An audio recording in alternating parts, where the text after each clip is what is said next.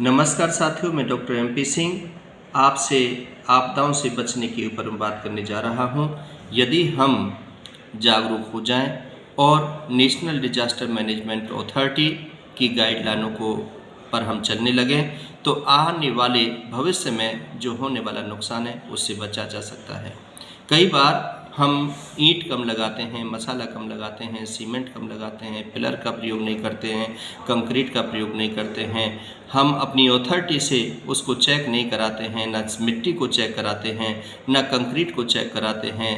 वहाँ कितनी मंजिल इमारत बना सकते हैं, कैसे इमारत बननी चाहिए उसका भी हम प्रयोग नहीं करते हैं। इसीलिए भविष्य में जो आपदा आती हैं उससे हमें नुकसान हो जाता है और उसमें रहने वाले लोग मर जाते हैं या काम करने वाले जो मज़दूर हैं वो दब जाते हैं, वो मर जाते हैं।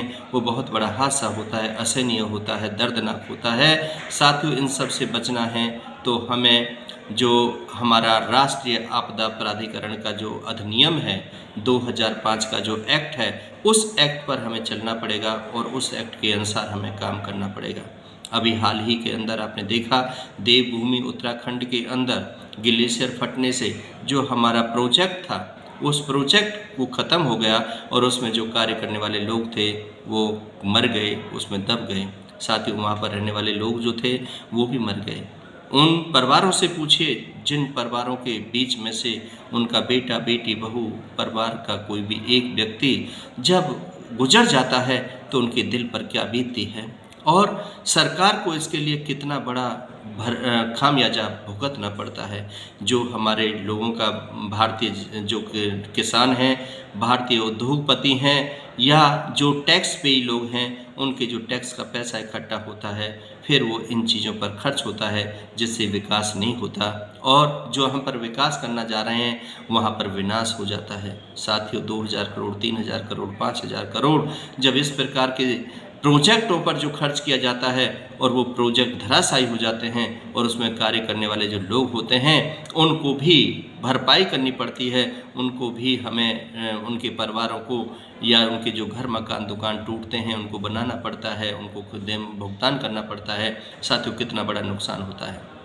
यदि हमने नियमों की पालना की होती, सुप्रीम कोर्ट की गाइडलाइनों पर चले होते और आपदा प्रबंधन अधिनियम को हमने माना होता या वहाँ जिला प्रशासन की जो गाइडलाइन है उनको माना होता तो आज हमें ये दुख नहीं भुगतना होता और इतना बड़ा नुकसान सरकार का भी नहीं होता। सरकार का जो पैसा है वो हम सब का है और यदि देश किसी विपदा में है, देश पर कोई आपदा आती है या देश विपत्ति में होता है तो हम सब लोग विपत्ति में होते हैं। साथियों, देश हमारा है, देश हमसे है, इसलिए हमें जागरूकता पर काम करना चाहिए। कोई भी काम हमें ऐसा नहीं करनी चाहिए जिसके लिए सरकार को भुगतान करना पड़े या सरकार को खामियाजा भुगतना पड़े या हम सरकार को दोषी ठहराएं।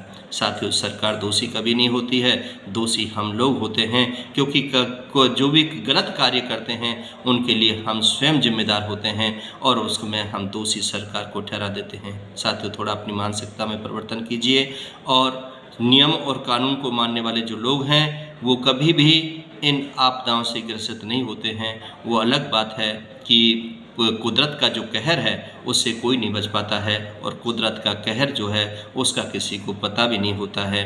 कहते तो लोग, ऐसे विद्वान लोगों का कहना है कि जब धर्म की हानि हो जाती है, जब अत्याचार ज़्यादा बढ़ जाता है, जब बहन बेटियों का शोषण होने लगता है, जब हम जीव हत्या करने लग जाते हैं, जब पाप ज़्यादा बढ़ जाता है तो इस प्रकार की आपदाएं आती हैं। कभी बाढ़ आती है, कभी भूकंप आता है, कभी ग्लेशियर फटते हैं, कभी बादल फटते हैं, कभी कहीं आगजनी घटना होती है।